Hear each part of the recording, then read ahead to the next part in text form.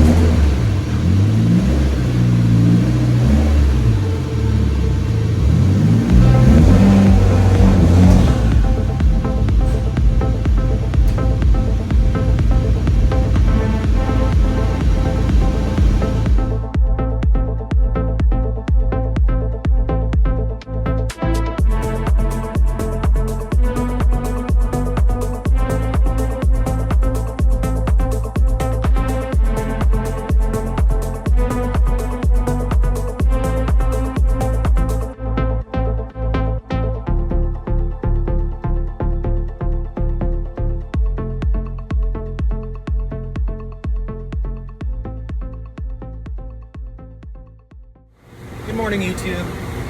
We're working on another EVO today. I'm just going to try vlogging these to the best of my ability. I'm still not very good in front of the camera, so bear with me. But today we're flashing an EVO 10 right now. It's a flex fuel car, 1050 X injectors, unknown turbo. So that's always fun, and an unknown fuel system. So yeah, we're probably just going to do a baseline pull here. Generally, I like to zero out wastegate duty, take out 3 or 4 degrees normal than what we would normally run ignition timing wise, and then just see what it does right off the bat. So we're going to do that now, and then yeah, hopefully there's no surprises like the red car. Alright, seemingly we have some bugs to work out. Looks like we are running a little lean out the top, so we're going to have to add fuel there. And at 20% wastegate duty, this thing creeps up to 20 pounds pretty quickly, so we'll see what we can do. We have some throttle control techniques that we use in the tuning to be able to dial back the boost, so we'll try that. And then it looks like where it falls in the load cycle, I need to drop it about a couple degrees of timing. So I didn't even do a full pull, it was a half pull, so we're going to try and see if we can get this closer to where we want it before we go for it.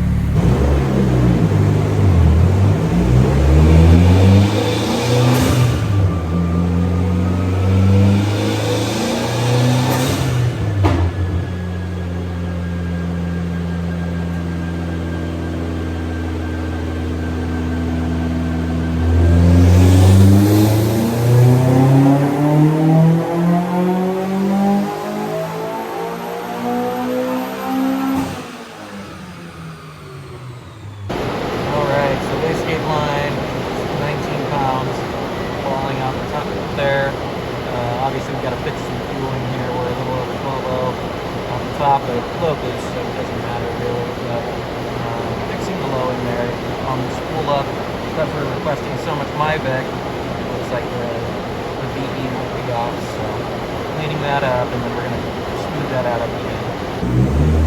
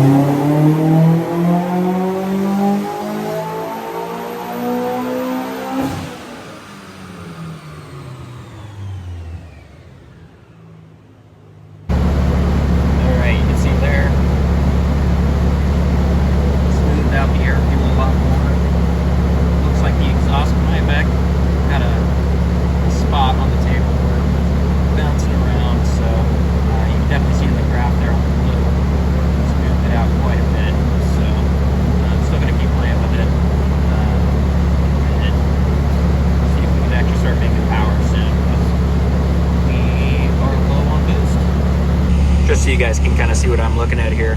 I'm not going to post the numbers that we use, but you can see there the exhaust is starting to wave out a little bit. So obviously that will play a lot with the air fuel. So when you're tuning, keeping an eye on that and what those numbers are, especially on the EVO 10, because when they have bigger cams or even over just age, the exhaust cam tends to start being the first thing that freaks out, and you have to pin it, so, or get the Myvec lockouts that Magnus makes. So just something to mention.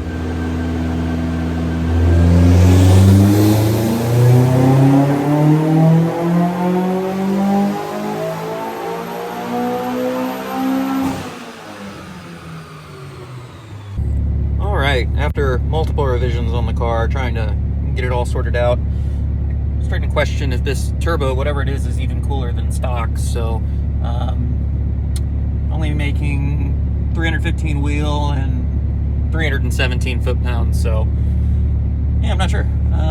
We're at 22 pound spike, kind of carries it all the way up to about 6,500, and then it drops down to 17 pounds. So I'm gonna play with it a little more, see if I can make the graph look a little better. But yeah, be interesting to find out what turbo this is, so I cannot recommend it to anybody.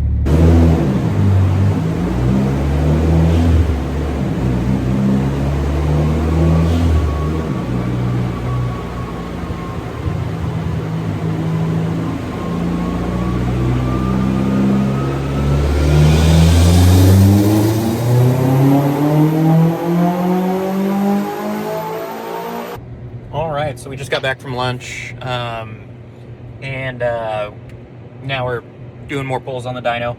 Looks like we maybe had an issue. Oh, I can't see it there. Maybe had an issue with a speed sensor on the dyno. Seems to have fixed itself, so that's good news. Right now we are sitting at 319 wheel and 324 foot-pounds. So we're gonna see if we can bring it up a little bit on the bottom end. And it doesn't seem like it's holding anything out the top, so almost wondering, maybe, kind of, I don't know, it doesn't feel like a stock turbo to me, but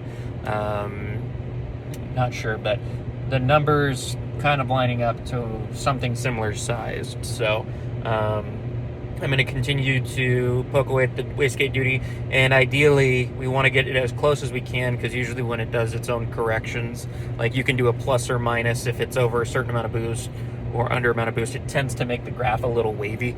So we want to smooth that out as much as we can. Kind of a nitpicky thing, but I like to do it just to make it look as good as it can once you print off the sheet. Some tuners don't do this, you know, I do. So I'm going to continue plugging away, get a couple videos of doing rips on the car, and other than that, it hasn't been very exciting. So I'll keep going.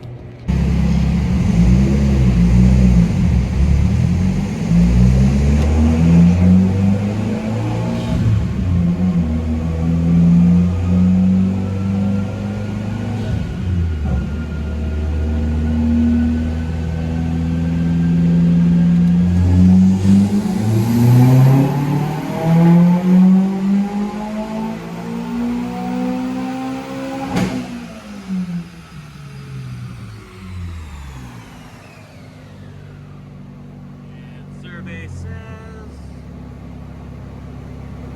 it's freaking out. Cool. Well, we tried. That's so annoying.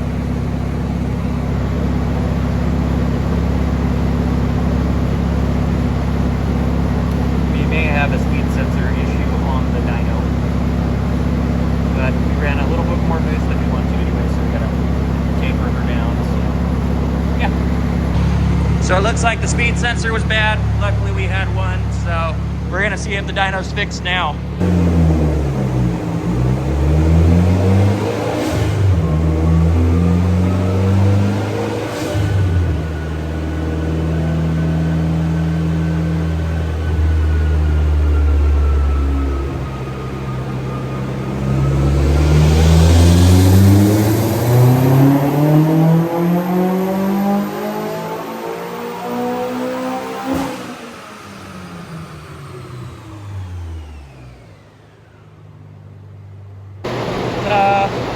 Everything is in fact working now.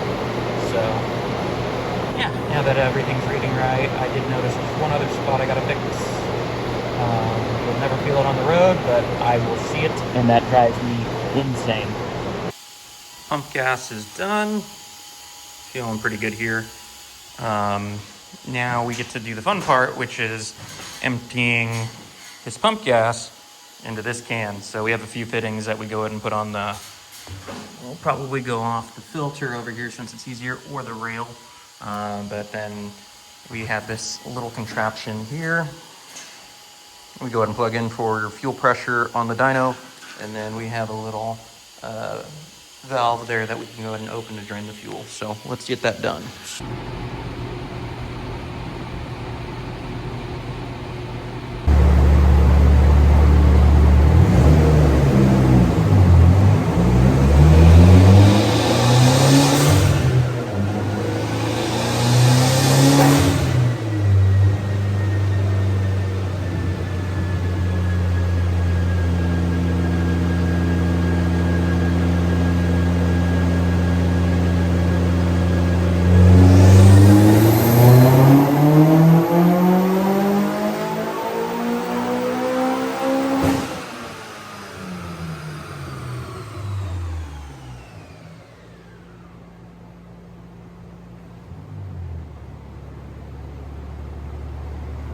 I don't like jinxing it, but that felt like a one and done.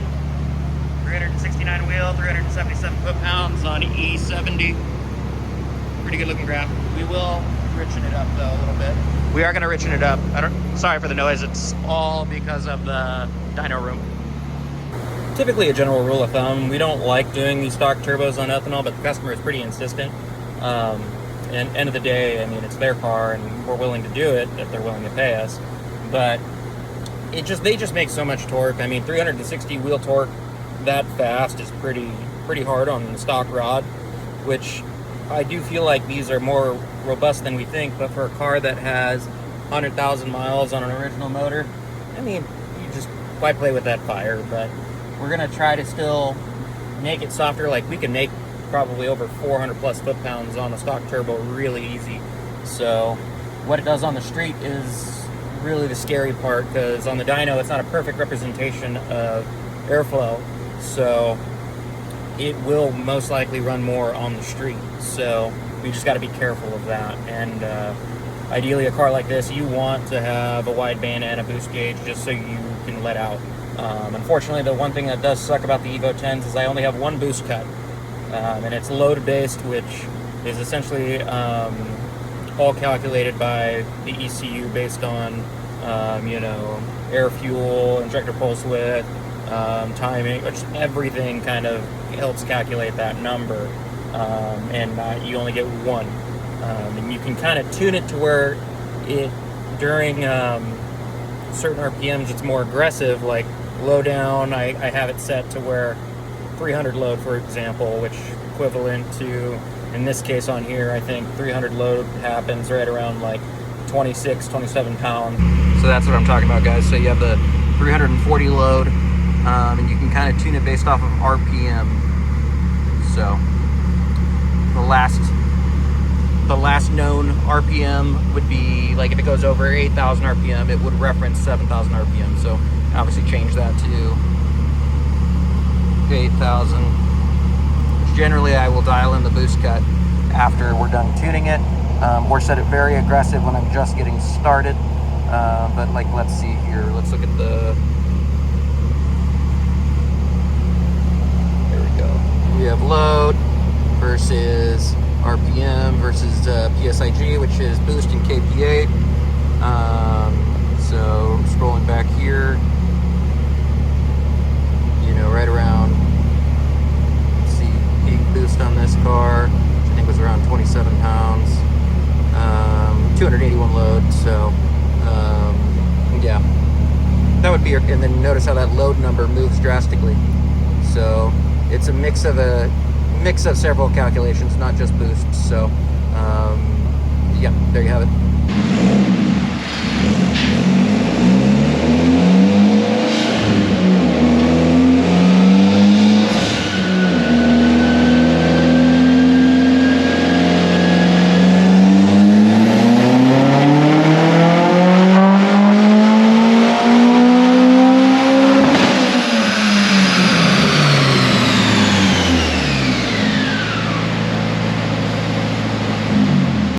Dyno day complete.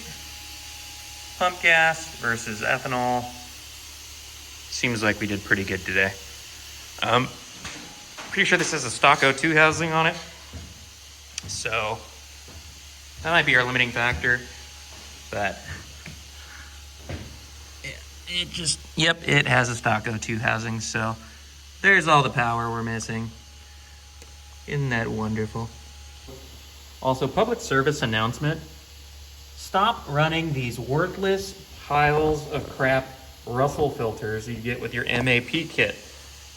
They're awful. They don't work. They're just a little wafer for a filter, and it's not going to stop it from screwing up your $1,000 injectors or $800 injectors. So stop running those. Get a real fuel system. Honestly, I know it's cheap, but it is not what these cars need when they're on ethanol.